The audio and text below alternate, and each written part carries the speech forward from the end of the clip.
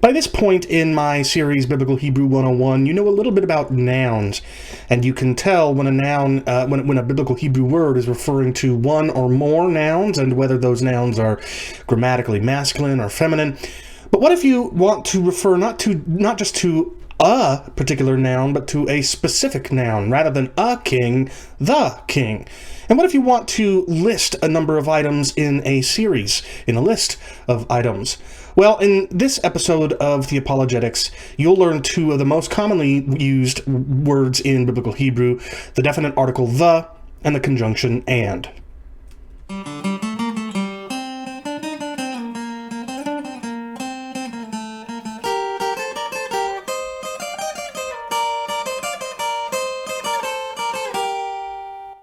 Hi, this is Chris Date, and welcome to The Apologetics, where every other week I discuss a wide variety of theological issues and show how a properly biblical worldview can help defend the historic Christian faith from its critics. Join me as we think through what we believe and why we believe it, and not something else. Alright, so as I said, in this lecture I will introduce you to the definite article the and the conjunction and in Biblical Hebrew. This is lecture 4 in the series Biblical Hebrew 101, and it's based on the 5th chapter of the 2nd edition of Basics of Biblical Hebrew, which is authored by Pratico and Van Pelt. You do not need that textbook to follow along in this series, but if you do get it, it will help supplement what you're learning as part of this series. Now, as per usual, I want to begin with a bit of a warm-up, first introducing a phrase that you can use in modern conversational Hebrew, and then also tell you a little bit about a word that is often transliterated in both Scripture and in this case, a very popular hymn and possibly multiple hymns, and I'll tell you what it means. And then we'll dive into the lecture today. So, to warm up, first, I want to introduce you to the modern, it's just Hebrew, period, the Hebrew phrase, Yom Tov, which means good day, literally. And that's a way of saying, have a good day. Right? So in previous lectures, you've learned shalom, meaning hello, and it can also be used to say goodbye. You've learned lahitraot, which means see you later. And you've learned toda rabah, thank you very much. Well, this lecture, I'm introducing you to Yom Tov. Have a good day. And you, I think, already have familiarized yourself with the word yom, meaning day, and in a future lecture you will learn the adjective tov, meaning good, along with some other adjectives. Now, instead of Yom Tov, if you want to say have a good week, rather than say have a good day, so let's say that it's just toward the very end of a week or at the very beginning of the next one, and you want to wish the person you're talking to a good week ahead, then instead of Yom Tov, you can say Shavua Tov. Shavua Tov. And that means good week. Have a good week. So, if you are in Israel and you get into a conversation with an Israelite, a native Hebrew speaker, then you could say Yom Tov, meaning good day, or Shavua Tov, to wish the person a good week ahead. Now, as for a Hebrew phrase in the Old Testament that comes to us in our English translations as a transliteration rather than as a translation, we're going to cover the word Ebenezer today. And this is something that you read of in 1 Samuel 4:1 and 5:1, where Ebenezer refers to a location. And then in 1 Samuel 7:12, it refers to a monument that Samuel sets up. But the Ebenezer also appears in my favorite hymn, Come Thou Fount of Every Blessing. And I suspect it might crop up here and there in some other hymns as well. So Ebenezer is the way that we pronounce the English transliteration, but it's a transliteration of Even Ha'azer. Even Ha'azer. Even is a word meaning stone or rock, and Ha'azer in this instance means of help. Or rather, Even means stone of, and then Ha'azer means help. That has to do with the construct absolute state stuff that I mentioned in lecture 3, but which you will learn more about in a future lecture. So, Even Ha'azer means stone of help. And the reason why Samuel erects a monument and calls it Even Ha'azer in 1 Samuel 7:12 is because the Lord, he's erecting a monument to the help that God had provided to Samuel and to Israel.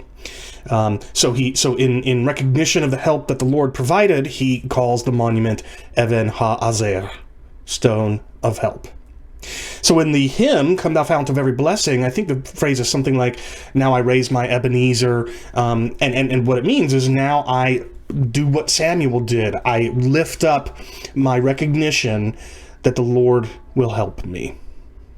Even Ha'azer, stone of help. All right.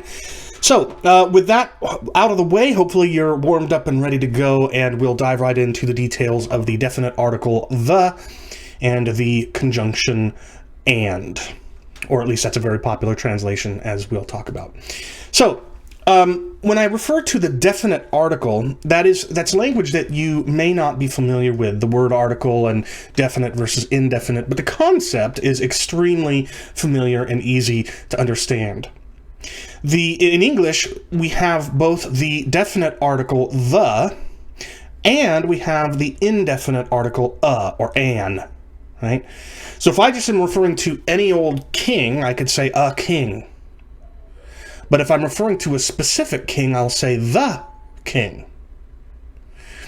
And then the indefinite article becomes an in English when it comes before a word that starts with a vowel. So you wouldn't say apple, you would say an apple. Whereas if you're referring to a specific apple, you'd refer to the apple. So it's called an indefinite article because it refers to an indefinite, an unspecified object, just one among many. No specificity there. Whereas the word the is the definite article because it refers to a definite or specific object. Hebrew does not have an indefinite article. And so when you happen upon a noun like melech, meaning king, you could translate that just king, depending upon the context, or a king. That will be determined by the context. But there are a number of ways, including the definite article, to make a noun definite in biblical Hebrew. You'll be learning the first of these ways in this lecture, and that is the use of the definite article. But a noun is also definite if it's a proper name. So, for example, Mitzrayim means Egypt. And you can't refer to un-Egypt, right? There is no un-Egypt. There's just Egypt, the one that everybody knows, right? The one that refers to. So it's definite just by virtue of the fact that it's a proper noun, a proper name. And then there's a third way that a noun can be definite, and that is it can have a possessive or pronominal suffix. So I think you might have learned in a recent lecture the word sefer, which means book or scroll or document. But if you were to come upon the word sifracha, that has a pronominal suffix or a possessive suffix, meaning your book.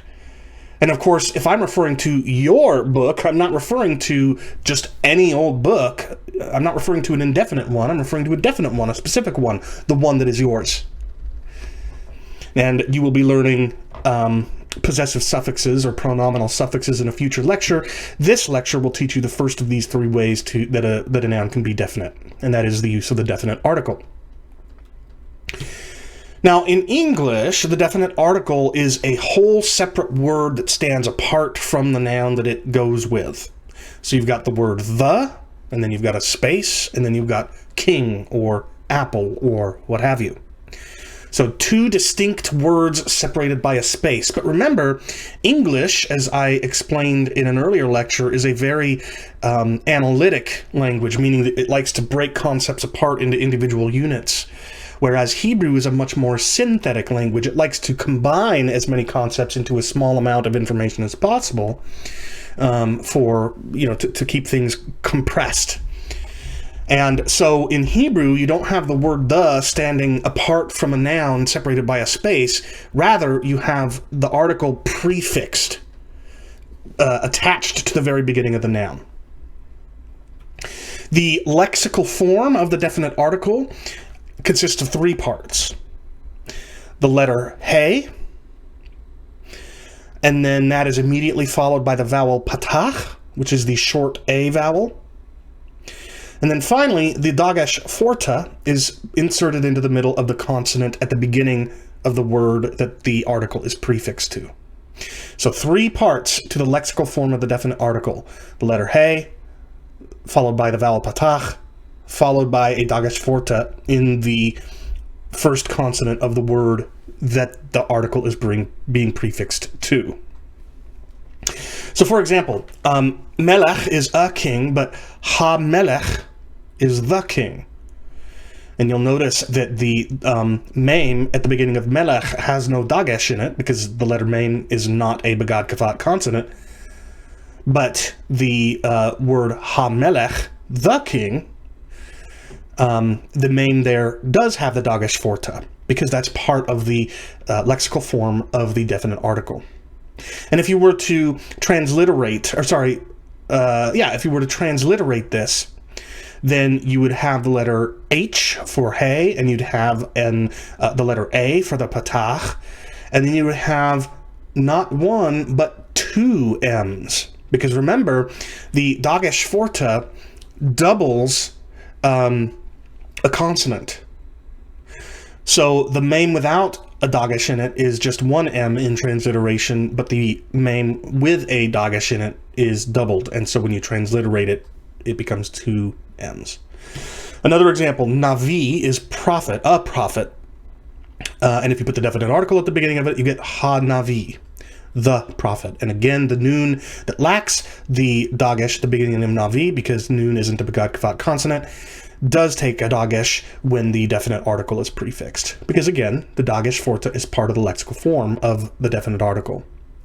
Then one more example, sus, meaning a horse, becomes ha-sus, the horse. Okay? So again, three elements to the lexical form of the definite article. The letter He, the vowel patach, and a dagesh forta in the next consonant. Now, when the article is prefixed to a word whose first consonant is a begad kafat consonant, remember beit, gimel, dalet, chaf, pei, and taf, the definite article's dagesh forta replaces the dagesh lena that the begad kafat letter had originally. So remember, the distinct thing about a begad kafat consonant is that when it appears at the beginning of a word, it has a dagesh lena. And the dagesh lena takes what was otherwise a soft sound of the letter and hardens it, at least with 4 of the 6 begad kafats. So veit, or v for beit becomes b. Chaf for the kaf becomes ka, or ch becomes k for the kaf, and f becomes p for the pei. So 3 out of 6, not. And then the taf is pronounced the same. So 3 out of the 6 begad kafat consonants, when they're at the beginning of the word, change their sound from a softer sound to a harder sound because of the dagesh lena. But the dagesh lena doesn't double a consonant. So in a word like bayit, where the beit is at the beginning of the word and has a dagesh lena, if you were to transliterate that, you would only transliterate 1 B, not 2, because the dagesh lena only hardens, it does not double. But the dagesh forta doubles, and if a begad kafat consonant has a dagesh forta, it does the same thing as a dagesh lena, it hardens the sound. So, I just mentioned bayit. You can see that in transliteration there's just 1 B, and it means a house.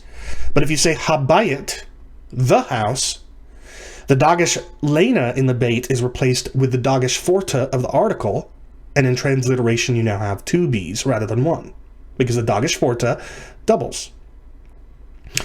Derech, a road, is transliterated with 1 D, because the dagesh lena doesn't double, but the dagesh forta, when the article is prefixed, replaces the dagesh lena, and so you have haderech, and in transliteration, the dalet is transliterated twice, D. And then similarly, gibor, meaning a warrior, transliterated, you just have 1 G, but when you attach when you prefix the definite article, you get ha-gibor, and the gimel is now doubled, because what was a dagesh lena is now a dagesh forta. And so the Gimel is transliterated twice, 2 G's. Okay, now let's talk about, this is going to be similar to some of the things that we saw in last lecture. The form of the definite article has a lexical form, but like many nouns, there are conditions under which the lexical form will change. I mean, the lexical form doesn't change, but the form changes from the lexical form to the form necessary given the particular conditions. So let's go through some of the alternative forms you will see the definite article in. First, if the definite article is prefixed to a word that begins with one of the gutturals aleph or ayin, or the letter resh, which often acts like a consonant, the patach that's under the hey lengthens to a kametz. And of course, the aleph, the ayin, and the resh, as you will remember, can't take a dagesh. In fact, that's why the patach under the articles hey lengthens, is because since a dagesh can't be put into the aleph, the resh, or the ayin, in order to compensate for the inability to put the dagesh there, the patach under the hey lengthens. It's called compensatory lengthening for that very reason. In order to compensate for the lack of the dagesh that is expected, the vowel lengthens under the hey. So ish, man, becomes ha-ish. The aleph takes no dagesh because it's a guttural, and the patach under the hey lengthens to a kametz, and you have the man. Rosh, meaning a head, becomes ha-rosh, the head, and again the patach lengthens because the resh can't take a dagesh. And then ir, not ear, but ir, the city, becomes ha-ir, the city, and the ayin can't take a dagesh, so the patach under the hey lengthens to a kametz. All right? So this is one way you will see the form of the definite article change from its lexical form, but this is a very minor difference. It's just the lengthening of the patach to a kametz and the lack of the dagesh in the consonant thereafter. Not a big deal, easy to recognize. A little bit more difficult to recognize is when the article is prefixed to a word that begins with the gutturals hey or chet. Because for whatever reason, the hey and the chet still can't take the dagesh because they're gutturals. But for some reason, unlike the other three we looked at, aleph, resh, and ayin, the patach under the hey isn't lengthened in this case. So you would expect compensatory lengthening, right? The guttural can't take the dagesh in the article. So you would expect the patach under the hey to lengthen to a kametz, but it does not when preceding these two particular gutturals. And then for some unknown reason, they call this virtual doubling, when no doubling is happening at all. It would have been doubled if the consonant at the beginning of the word could take the dagesh that the article brings with it. It would have been doubled. But it can't. And it doesn't, the vowel under the hey doesn't it doesn't lengthen to compensate like it does before those other gutturals we looked at. So there's no change, there's no compensation, and there's no doubling at all. So I don't even know why they call it virtual doubling, but the point here is that before these gutturals, the dagesh is rejected from the article, and the vowel just stays what it is, a patach. So in the noun heichal, meaning a palace, the articles hey and its patach are prefixed, but that's it. Ha-heichal. So the word choma, meaning a wall, again, that chet can't take a dagesh, and the patach under the hey doesn't lengthen, so you just have ha-choma, the wall. And then another example, hafecha, an overthrow, when the article appears before it, the hey can't take the dagesh, but the kametz or the patach doesn't lengthen, it just remains a patach. So ha-hafecha, the overthrow. But this too isn't all that difficult to recognize. You've still got an initial hey with either a patach or a kametz under it. You're just missing the dagesh. So still nothing all that difficult here. But now we'll start to get to a little bit more of a difficult to recognize change in form. When you have a word that starts with the syllable cha, that's a chet and a kametz, or if the first syllable in the word is unaccented and is either a hey and a kametz or an ayin and a kametz, in those circumstances, when the article is prefixed to the word, again, these are gutturals, so it can't take the dagesh, but the patach under the hey is replaced with a segol. So, chacham is the adjective wise, and as you will learn in a future lecture, it can be used as a substantive, a noun, a wise man, right? So, you'll learn more about this in a future lecture. But in the title of the movie, The Good, the Bad, and the Ugly, the good is short for the good ones, right? The good people, and that can also be the case here with chacham, a wise man, not just wise, but a wise one, a wise man. But anyway, that's neither here nor there. The point is, if you have the word chacham, meaning a wise man, and you prefix the article to it, you've got an initial chet with a kametz. The chet can't take the dagesh, so the patach, so that's rejected, and then the patach under the hey in the article becomes a segol, he chacham.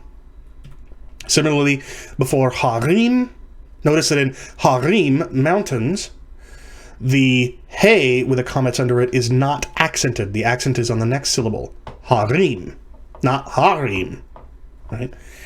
So again, the dagesh is rejected because hey can't take a dagesh, and the patach under the hey that gets prefixed is replaced with a segol. He harim. And then finally, hamon, a multitude, becomes he hamon, or he hamon, for the same reason. So we've looked at the lexical form, which is hey with a patach and a dagesh. Then we looked at the slight change that happens when the dagesh gets rejected by the aleph, the reish, or the ayin, and so the patach lengthens to compensate, lengthens to kametz. Then we looked at what happens when prefixed to hey or chet, in which case nothing happens except for the rejection of the dagesh. And now we've seen even a more peculiar change, which is the patach becoming a segol when the article is prefixed to a word that begins with an initial chet and kametz, or an unaccented hey, kametz, or ayin, kametz. But there's still one or two more. Prefixed to a word that begins with yod and shava, or mem and shava. And remember, this would be at the beginning of the word, so the shava is going to be vocal. In such cases, the article's patach doesn't lengthen, and the dagesh is usually rejected, but the shava under that initial consonant remains vocal as if the dagesh had not been rejected. So here's what I mean by this. In the word yaladim, boys, you've got an initial yod and a shava. Okay?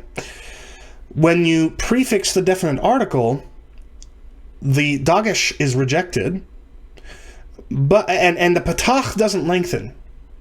Now this is important because if you go back to lecture 2, you'll recall that in general, when a shava follows a short vowel, which a patach is, the shava is usually silent. So you would expect that when you prefix the definite article to yaladim and you come up with ha yaladim, you've got a short vowel patach right before a yod with a shava under it, and so you would think that this would be pronounced hai ladim, because you'd think the shava is silent, but it's not.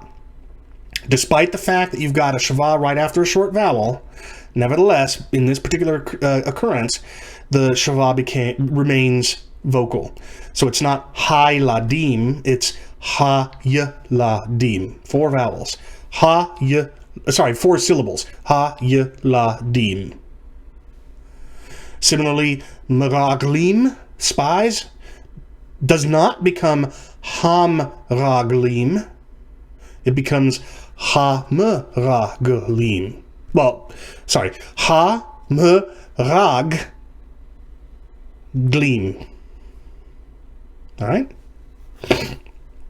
And then one more example, yari'ah, curtain, becomes ha-yari'ah. So the point here is that the shava under the initial yod or mem remains vocal even though no shava is taken. No dagesh is taken, and even though the betach remains a short vowel. Now there are a small number of words, and it will do you very little good to just memorize this list, because the change is insignificant enough that you can just recognize what the word is, even though it undergoes a change. But with this small number of words, the one or more vowels will change when the definite article is prefixed. So take, for example, the word eretz, a land, or a world, an earth. When the article is prefixed, of course, the dagesh is rejected because the aleph is a guttural. But more importantly here, the segol under the aleph changes to a kametz, and it becomes haaretz instead of eretz.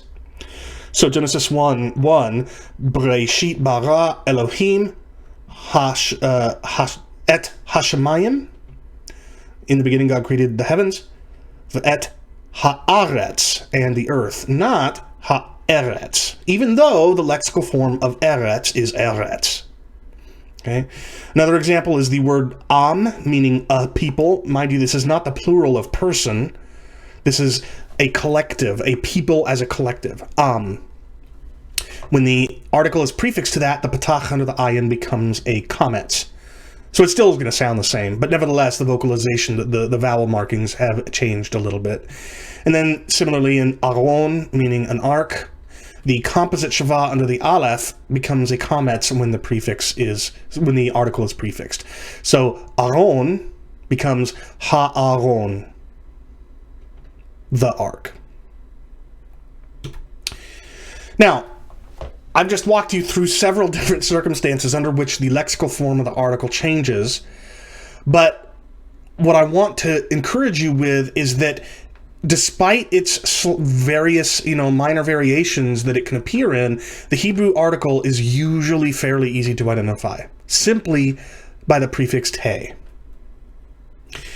Now, you will, in a future lecture, learn a very similar appearing article, or particle, called the interrogative particle. Interrogative means like you're interrogating, you're asking. And as you will learn, the interrogative particle changes the statement into a question. And the interrogative particle is also a prefixed he, but instead of a patach and then a dagesh forte, it is just a composite shava under the he. And it can be easily mistaken for the definite article. So, for now, just assume that if you see a prefixed he at the beginning of a noun, as long as it doesn't have the composite shava chataf patach, then you can assume for the time being that it's the definite article. Okay, despite the various changes that we've seen it can take depending upon the circumstances. All right, so now you know how to say the. Now let's teach you how to say and. The Hebrew conjunction the is a vav with a shava under it, v. Or if you use the older pronunciation, w. And it often means and it's the most frequently used word in the Hebrew Bible. Like the definite article, the conjunction v is prefixed to words. It does not stand alone as a separate word separated by a space the way the English word and does. Also, like the definite article, the conjunction v appears often in its lexical form, and I've just shown you the lexical form as a vav and a shava, but it does undergo changes in some circumstances. So we're going to have to walk through some of those just like we did for the article.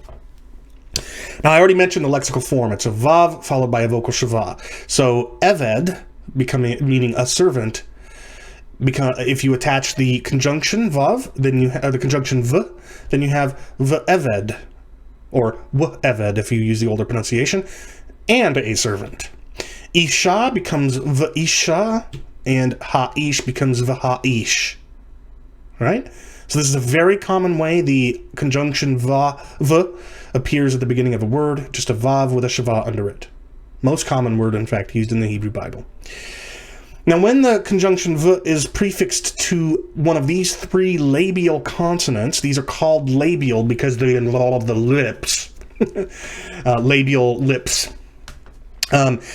These labial consonants are bait, right? Or v. See how it's using the lip? Bait, mame, see how it's using the lips? And pay, or in either case, it's using one or both lips. So that's why they're called labials. Bait, mame, and pay. And as you know, those are transliterated B, M, and P, for which reason this rule that I'm teaching you right now is often called the bump rule. BMP. When prefixed to a word that begins with one of these labial consonants, the conjunction usually appears as a shurek, and the labial will lose any dagesh that it originally had.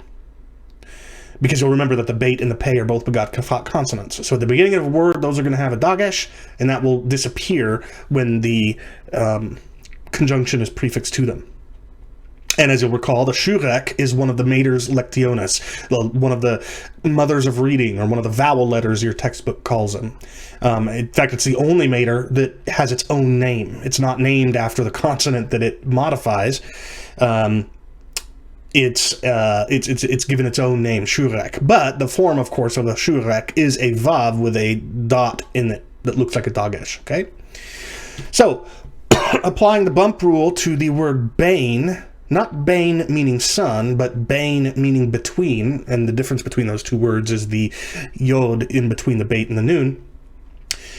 Bain starts with a bait. That's a begad kafat consonant, so it has a dagesh lena when it's at the beginning of the word bain.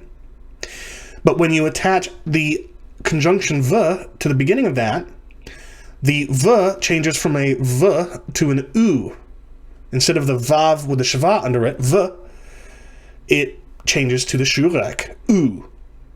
And the bait loses its dagesh because it's no longer at the beginning of the word, and you have uvein. Bain is between, uvein is and between. Similarly, paro means pharaoh.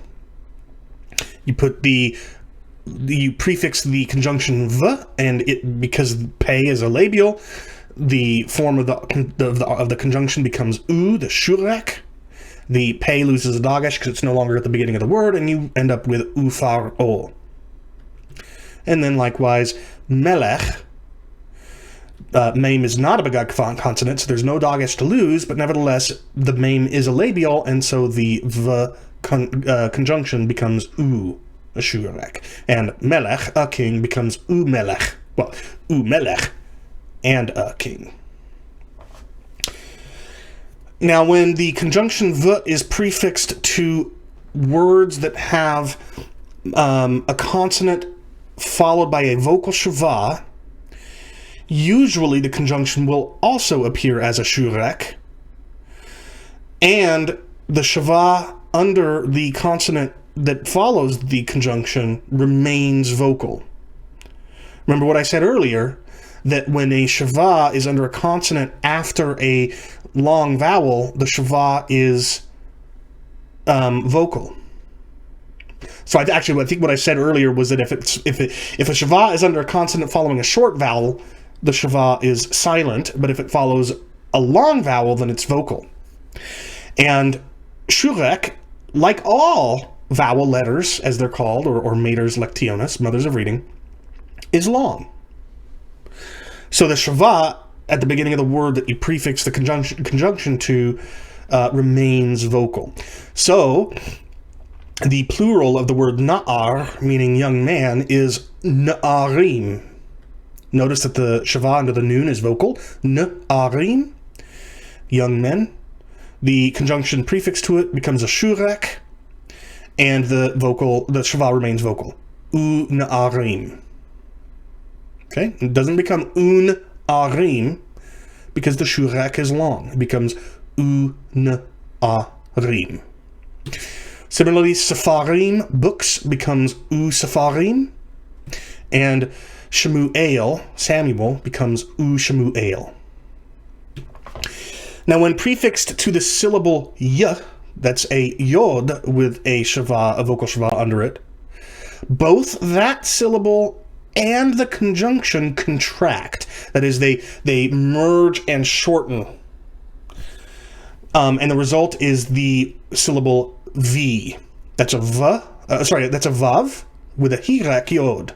The long, the long Mater Lectionis Hirek Yod. E. So, Yehuda is Judah, and if you put the conjunction before it, the syllable Y and the conjunction contract to V, and you have Vihuda. Yehuda, Judah, Vihuda, and Judah. Yerushalayim, Jerusalem, becomes Virushalayim. Virushalayim. And Yeshuati, my salvation, becomes Vishumati, and my salvation. Prefixed to the one specific word Elohim, meaning God or gods, the conjunction will appear with a tzere, and then the aleph at the beginning of Elohim becomes quiescent or silent. So Elohim, God, becomes Velohim, and God. But in any other word, when the conjunction is prefixed to a consonant that has a composite shava, like that chataf segol under the aleph in Elohim, prefixed to in any other word, when the conjunction is prefixed to a consonant that has a composite shava like that, the conjunction appears with the short vowel that corresponds to that composite shava.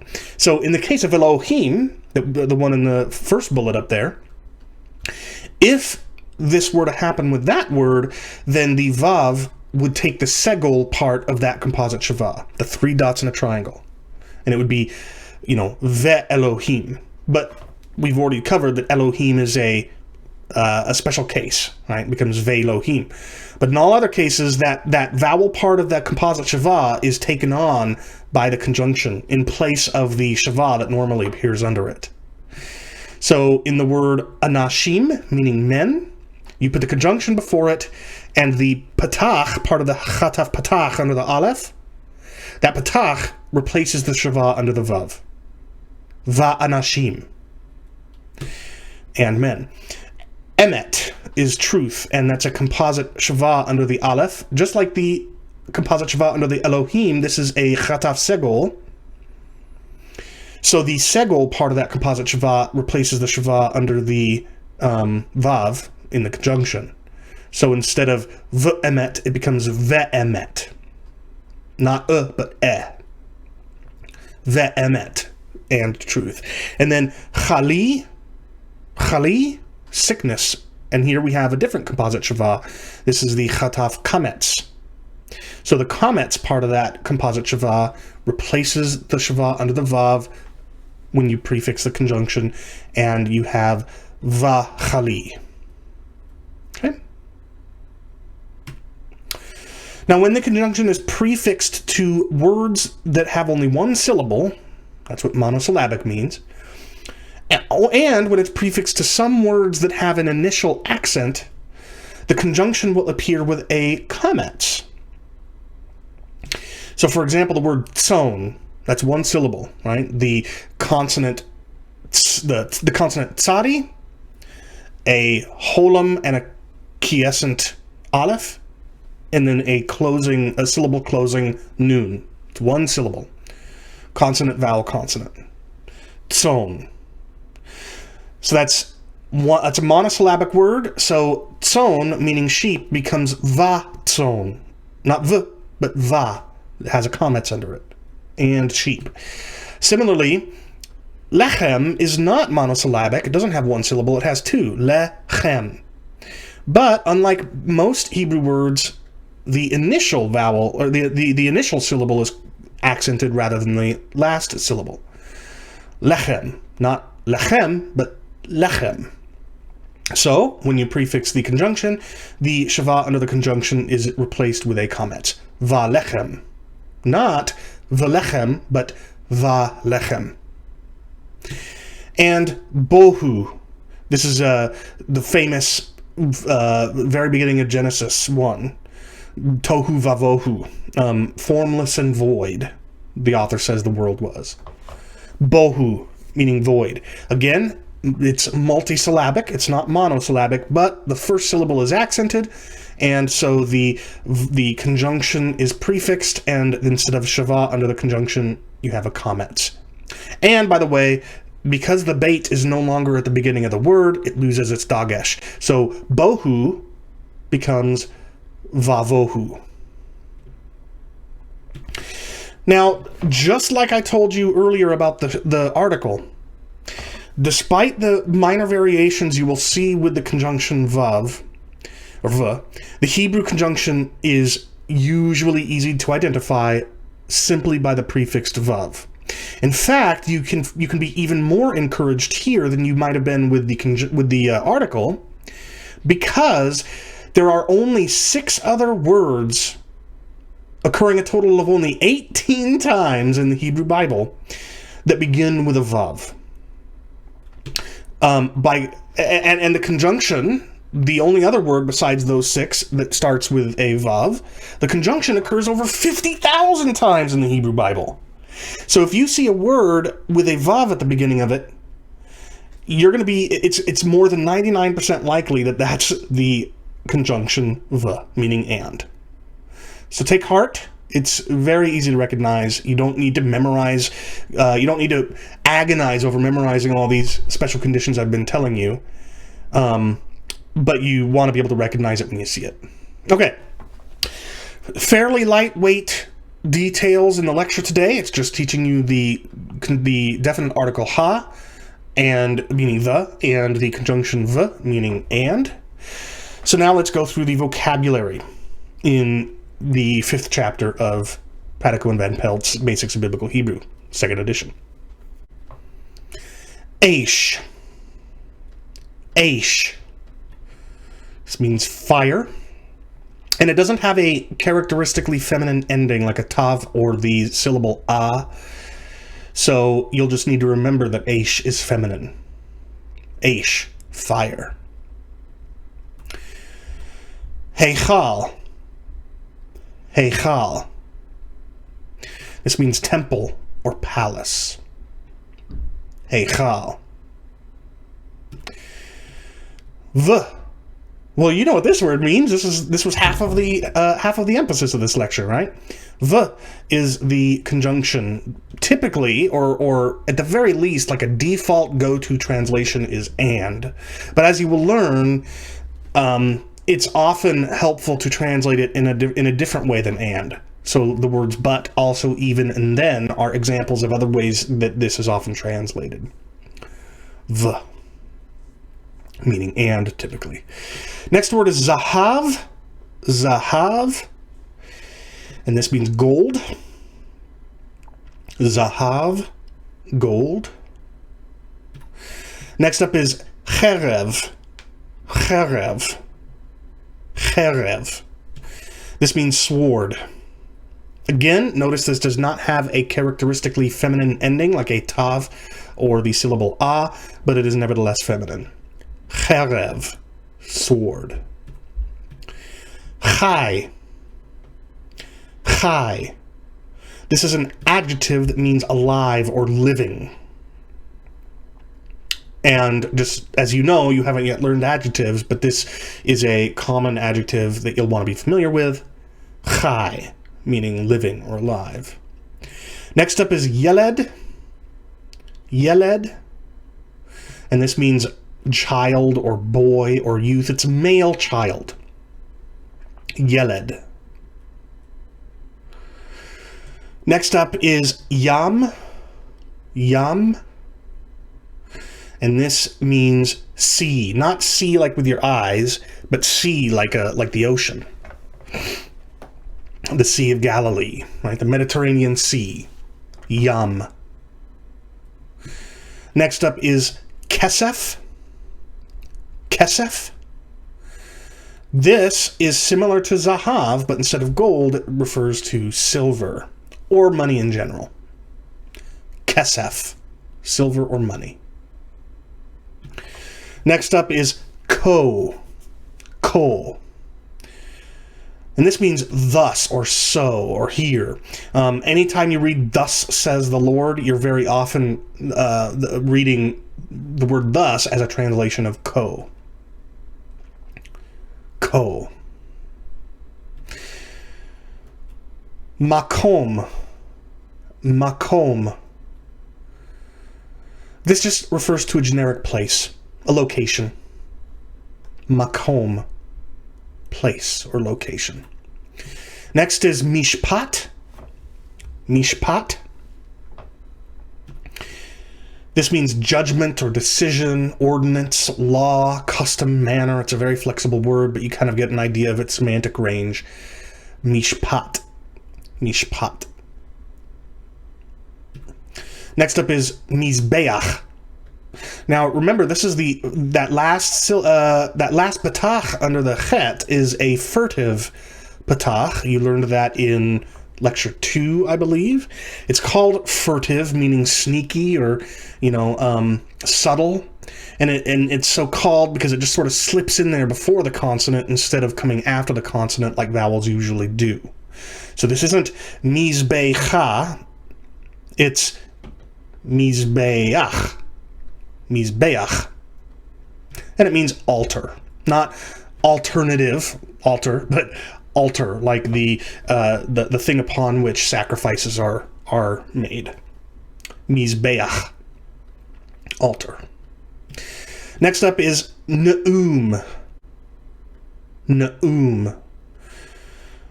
This means utterance or announcement or revelation. And so you will read translations like Numbers 14:28, as I live, declares the Lord. And what that's translating is Chai ani, as I am living, Ne'um Adonai, the declaration of the Lord, or the utterance or announcement of the Lord. Ne'um. Olam. Olam. This means forever or everlasting or simply ancient. The idea is it's so off in the distance in the future that it's beyond the horizon, you don't see it. And it's sometimes spelled defectively. And if you'll remember from lecture 1, I believe it is, maybe 2, a defective spelling is where you're normally expecting, like lecture 2, you're normally expecting a vowel letter, a mater lectionis, in this case, the Holam Vav, but defective spelling is where the mater Holam Vav is gone, and all that remains is the vowel part of that combination. So the Holam in this case. So instead of Ayin, Holam Vav, Lamed, Kametz, Mem, it can be written defectively as Ayin, Holam, Lamed, Kametz, Mem. Still pronounced the same though. Olam still means forever, everlasting, or ancient. Anan. Anan. Anan. This means clouds or cloud mass. Anan. Ruach. Ruach. Trying to get that back in throat reish sound going. Again, this is a furtive patach under the chet. It's not a normal patach. So it sort of sneaks in there subtly before the consonant instead of after it. So this isn't rucha, this is ruach. Ruach. And it means spirit or wind or breath. And this is usually a feminine word. And I think we've got 2 more to go, maybe 3. This is, actually, before I pronounce it, do you remember the rule, the mnemonic I taught you in lecture 2, or lecture 1 actually, to differentiate between the sin and the sheen? Remember, the sin has a s sound, whereas the sheen has a sh sound. And the only difference is that one of them has a dot on the left top corner, the other has the dot on the top right corner. So which is this? Well, if you remember the mnemonic I taught you, the sun rises in the west. That's left. So this has the dot over the top left corner, so you know this is a sin rather than a sheen, and so this is not pronounced shar, it's pronounced sar. Sar. And And it means chief, official, ruler, prince, that kind of concept. Sar. Next up is sha'ar. Sha'ar. So here the dot is on the top right corner, and so it's not a seen, it's a sheen. Sha'ar. And it means gate. Gate. And you'll see this as sha'arim, in which case it's gates. Sha'ar. Oh, and there's one more at least. Shamayim. I think this is the last one. Shamayim. In Genesis 1:1, Bereshit bara Elohim. In the beginning God created. Et hashamayim. The heavens. Et haaretz. And the earth. Shamayim is heavens, or heaven, or sky. So it can actually refer to both. Heaven in the sense of where God is, but also heavens as in the sky above you, and then the place beyond where the stars and things are. And this is dual in form only. Remember that the dual form of nouns ends with ayim. And obviously this has just that, shamayim. But it's only dual in form. It doesn't literally refer to two heavens. It just refers to heaven or the sky, or what you would call the heavens. Shamayim. And I think that's it. So we're wrapping up here, and as I'm trying to do at the end of each lecture, I want to give you a little bit of suggested study. But in this case, we're going to have very little different from last time, because the main thing here that I want to reinforce is how to effectively memorize nouns. And in this first case, all the same advice I gave you last lecture, I want to repeat this time. So create and practice vocabulary flashcards. If you want, you can use the ones I've provided you here. They're a Quizlet set referring to Chapter 5 of Prattico and Van Pelt. And the URL is on the screen there, or at least a shortened URL, tinyurl.com/cdate-hebrew-vocab-3. You can use that if you want, or just create and practice your own. But remember to frequently shuffle your physical cards if they're actually written on pieces of paper, or otherwise randomize or shuffle your digital ones. And again, the reason for this is because you don't want your recognition of the word's meaning to depend upon what word came before it or comes after it. Also, don't just practice seeing the Hebrew word and remembering what the English translation is. Do it the other way around too. So shamayim, we just learned, was heavens. Don't only practice your flashcards and in such a way that you see the word shamayim and you say, oh, that means heavens. Also see the word heavens or sky and know, okay, that's shamayim. That's going to be a powerful way to memorize the vocabulary, much more powerful than if you only study Hebrew to English. Also, I recommend that on your Hebrew side of the card, you include both singular and plural forms, if plural forms are available and are extant in the Old Testament. And the reason for that, as we explained last lecture, is because there are a lot of words, there's a fair amount of words that have irregular plurals. And so if you memorize both the singular and plural, then you'll be more prepared to recognize a plural than you would otherwise be. And then, like I suggested last lecture, once you've mastered all of the vocab in a particular lecture, I recommend that you mix that set in with previous sets and then practice the resulting set together. So by this point, you now have 3 chapters worth of vocabulary. The vocabulary at the end of chapter 3 or at the end of lecture 2. The vocabulary at the end of chapter 4, which was at the end of lecture 3. And now the vocabulary at the end of lecture 4 or chapter 5. And what I would recommend is that after you had mastered chapter 4's vocab, you mixed that in, and so you have now a set of vocabulary that represents all the vocabulary from chapters 3 and 4. So this period of time, you should be memorizing chapter 5, or this lecture's vocabulary, but once you've mastered that, I want you to mix it in with the rest.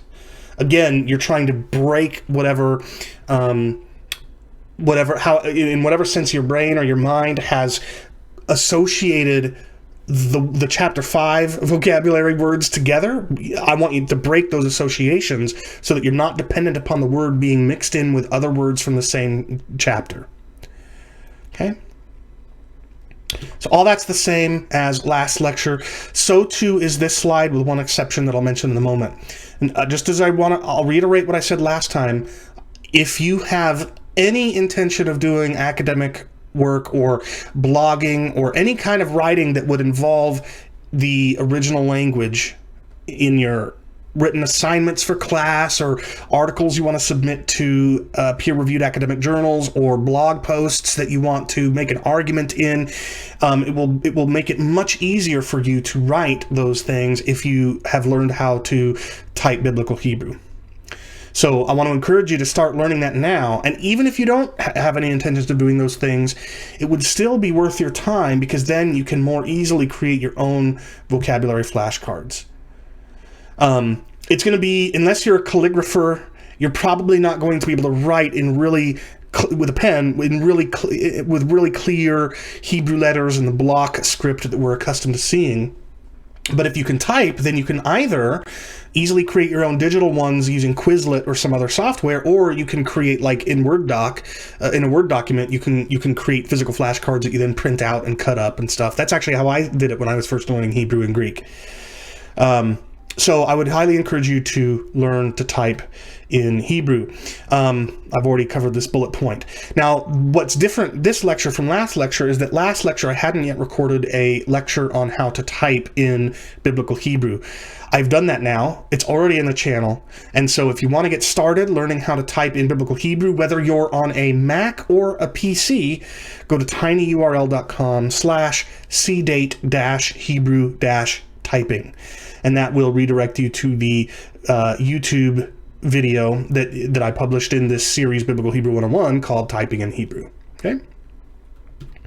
And then lastly, as I reminded you last time, practice reading pointed Hebrew aloud. And again, you don't need to understand what you're saying.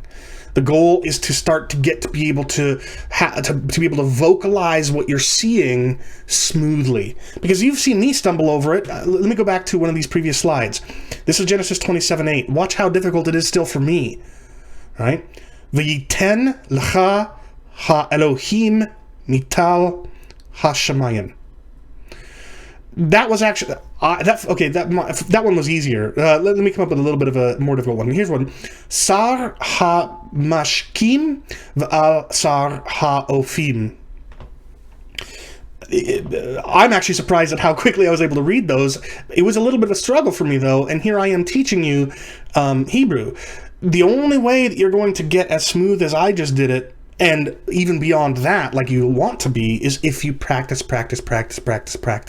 Don't let this be just a visual exercise. Vocalize while reading pointed Hebrew aloud, so that it becomes more and more second nature to read through the Hebrew text. And early on in this, you can follow along in the pointed Hebrew as somebody that's much more fluent reads the Hebrew aloud, and here on the screen are a couple of YouTube videos that I found online that might serve you well in that regard. Okay? So those are all the suggestions I have for this lecture, and with that, Yom Tov, have a good day, and I will see you next time. Bye-bye.